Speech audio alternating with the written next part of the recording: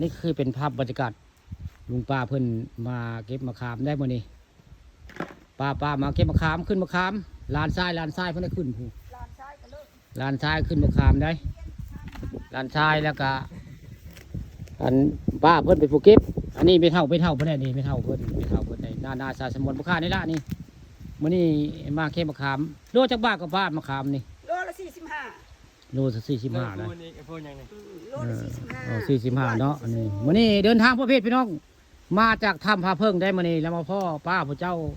ขึ้นมะขามอยู่บริเวณทางเมืองพอดีได้นี่ทางเมืองพอดีได้มื้อนี้ก่อนสิเมืองมื้อนี้ก็เลยมาพ่อเพิ่นได้เพิ่นเห็นเพิ่นเก็บมะขามก็เลยเอาภาพบรรยากาศทางเมืองได้นี่คือชีวิตของคนเฮาเนาะการหาเงินหาคำเนาะของวิถีชีวิตของคนบ้านๆคนอีสานบ้านเฮานี่ขายมะขามให้ลูกให้หลานพ่อได้ใช้เป็นวันๆเนาะบ่ร่ำบ่รวยกับพ่อได้ใช้เนาะป้าเนาะเงินนี่เงินขายมะขามนี่นี่คือเป็นชีวิตจริงโมเมนต์เติมแต่งได้นี่โมเมนต์ละครได้เรื่องจริงผู้ค้าปลาทุกคำผสมวันนี้มาพ่อป้าเนาะป้าผู้เจ้าแล้วก็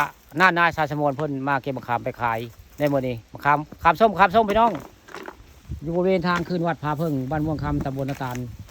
บรรยากาศกะแจ้งในมื้อนี้แจ้งในมื้อนี้บรรยากาศกะถึงป้ากับคนเฮาคนมายามแดงนี่คือภาพเหตุการณ์ของเจ้าเก็บมะขามส้มไปขายอยู่บริเวณทางไปนาส้มพาเพิ่งมื้อนี้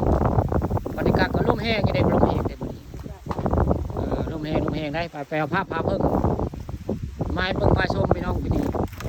มากับทีมงานมงคลเนี่ยเขาเจ้ามือป้าได้รถผู้ค้ายางหัวได้ค่ะมือเลยซากของหมูได้ล้อหลังยางหัวพี่น้องนี่มือนี้ก็คาดว่าจะได้เปลี่ยนยางอยู่ได้เป็นยางแน่นอนเลยยางหัวเบิ่งแล้วนี่ยางหัวยางหลังมาขึ้นรถล้มบ่มีพี่น้องนี่บาทนี้เขาใช้บดมือเลยบาทนี้